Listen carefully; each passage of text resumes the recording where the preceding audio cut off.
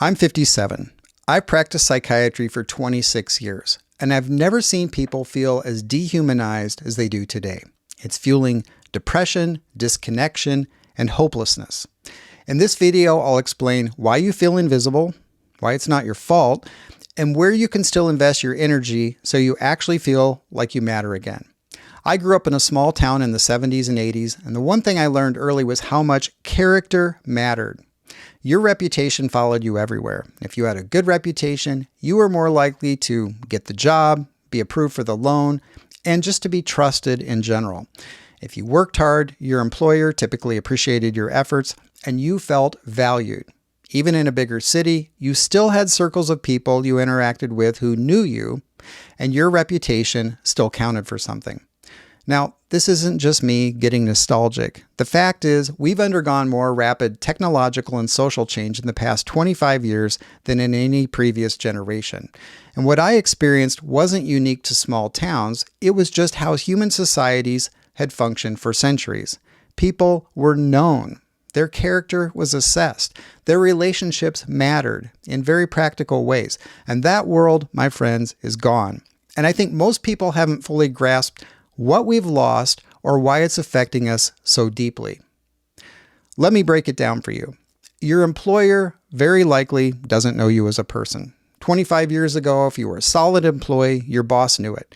Your work ethic, your reliability, your institutional knowledge, these things had real value. You were more than just your current productivity numbers. Now, you're a line on a spreadsheet. Your performance is measured by algorithms that can't account for the times you stayed late to help a colleague or the project you saved with knowledge that took years to develop.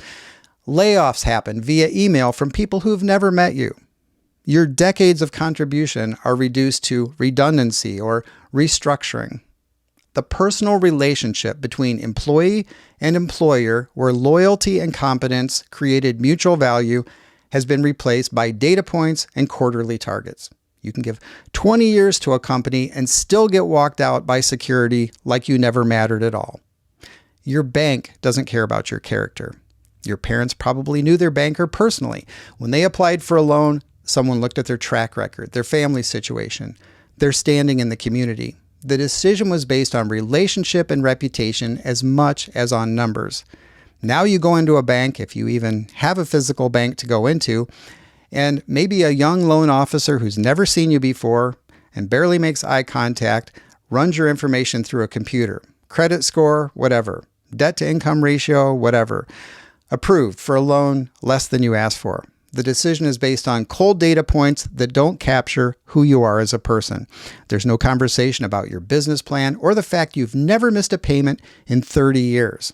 And maybe your credit score isn't optimal because you've been responsible with money and haven't needed loans. Healthcare has become an assembly line. You used to have a family doctor who knew your medical history, your personality, your family situation, someone who could look at you and know something was wrong before you even described your symptoms. Now you're shuffled between providers who spend 7 minutes reviewing your chart on a tablet and have convinced themselves they know everything they need to know about you. Your complex health situation gets reduced to diagnostic codes and treatment protocols. The physician's judgment gets overruled by insurance algorithms designed to minimize cost, not maximize your well-being. Customer service means talking to no one.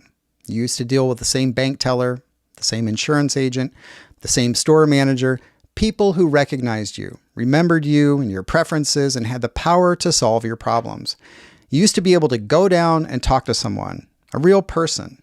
Now your account number 47291 talking to a chatbot, or if you're lucky, someone in a call center reading from a script who has no power to actually help you.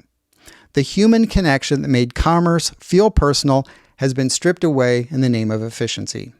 Your community contributions are invisible. Local business owners, school board members, volunteer coaches, church leaders, people built reputations through years of visible service to their communities. Their standing meant something. It opened doors and created trust. Now, decisions are made by regional managers who have never set foot in your town. Corporate algorithms determine which local businesses get loans. Your years of community service don't translate into any practical credibility with the institutions that affect your daily life. And if you're getting value from this so far, please support the channel by liking the video. Thank you. I appreciate it. Here's what I think is happening psychologically. We built our sense of worth around being known, being valued for our character and competence. There was a credibility bank account we could make deposits into. And I personally believe that being able to do this is an important human need. But now, the systems we interact with every day are designed not to know us. They're designed to process us as efficiently as possible, which means reducing us to the smallest number of data points necessary to make decisions about us. And this creates a specific kind of psychological injury. You know you're a good person, you know you're competent and reliable, you know you have decades of experience and wisdom, but nothing in your daily interactions with institutions reflects that back to you. You feel invisible in a way that cuts deep. And no matter what you do, you can't seem to build up your credibility with these systems in a way that sticks. You're always starting over at square one, always having to prove who you are. And this is a significant change from how life had always been. And here's the cruel irony. The more efficient these systems become, the more isolated and insignificant you feel. The very technology that was supposed to make life easier has made human connection harder to find. Now, obviously, I can't fix the big picture. I can't bring back the world where your banker knew your family or your boss valued 20 years of loyalty.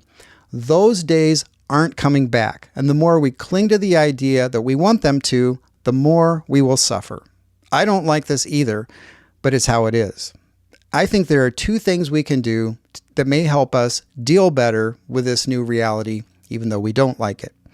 One is to be aware that the world is different now, that we're all experiencing this and that it's not easy, but to stop wasting our energy wishing the old ways would come back. Many aspects of living that used to have a human touch are now transactional, and that doesn't feel good. But the more we can learn not to take it personally, the more we can protect ourselves. The second thing is to refocus our human connection efforts on smaller circles. The thing is, credibility still matters. It just doesn't matter in the places we keep expecting it to. Institutions aren't designed to see you. Algorithms don't care about your character. That hurts, but it doesn't make your credibility meaningless. It means you have to invest it differently. When you keep a promise to yourself, whether it's taking care of your health, showing up for your kids, or following through on something you said you'd do, that's credibility. When your friends, family, and neighbors know they can count on you because you've proven it in real life, that's credibility. Those circles are smaller than they used to be, but they are also more real. And the people who thrive in this new world aren't the ones trying to get corporations or institutions to see them. They're the ones who accept that those systems were never built for human recognition in the first place, and who put their energy into places where character still counts. You still matter. You just don't matter to the systems. And the sooner you stop asking them to validate you, the sooner you can reclaim the credibility that actually changes how you feel about yourself and how the people closest to you experience you. What's your experience been? Does this make sense? Is it helpful? Is there a way you've adapted to these changes in the world?